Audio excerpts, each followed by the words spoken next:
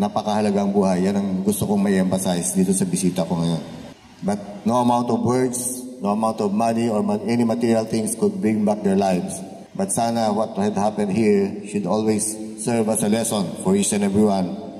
Let it be a driving force for each police officer. Kung kriminal. Kung gun for hire, may nag-aalagang politiko, we don't care. I'll be at your back. If there are people na kailangang i-search warrant natin, sino man ang nakaprotekta dyan, habulin natin. If you want, ako mismo maglilid sa inyo. Pasukin natin yan. Tama na yung mga ganyang pinoprotektahan, yung mga gun for hire na yan.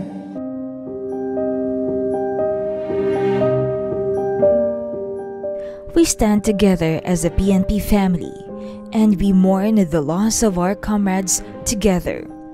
Iyan ang naging pahayag ng ama ng pambansang pulisyan ng Pilipinas during his visit at Calbayog, Samar.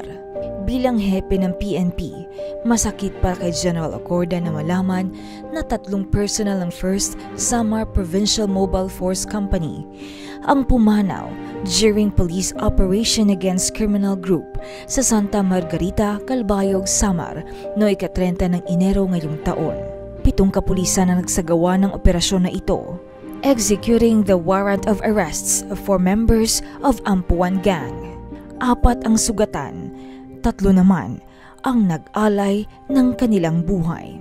Hindi nag-atubili ang ating humble servant at agad nagtungo sa Calbayog para personal na mabisita ang mga kapwa niya pulis at para na rin personal niyang makausap ang mga pamilya nito. Una niyang binisita ang mga PNP personnel na sugatan na kasalukuyang nagpapagaling sa ospital. Kasama din ang Regional Director ng Police Regional Office 8 na si Police Brigadier General Ronaldo Pawit. Binigyan ng medalya ng sugatang magiting at medalya ng kadakilaan ang 4 na PNP personnel ng 1st PMFC Samar. Pinuntahan din ng PNP Chief ang lamay ng 3 magigiting na pulis na nasawi sa nasabing operasyon. Personal na nakiramay si General Acorda kung saan sila mismo ni RD Pro 8 ang nagbigay ng PNP Heroism Medal sa mga pamilya ng mga yumaong bayani. Hindi din pinalampas ng ating buting general ang pagkakataon na personal niyang makausap ang ating kapulisan sa Calbayog sa kanyang Talk to Man. Sa oras ng pagdadalamhati, patuloy pa rin na lalaban ng ating pambansang pulisya. Sa ngalan ng hustisya, we will stand together as one family. Walang iwanan kahit anuman ang pagsubok na haharapin.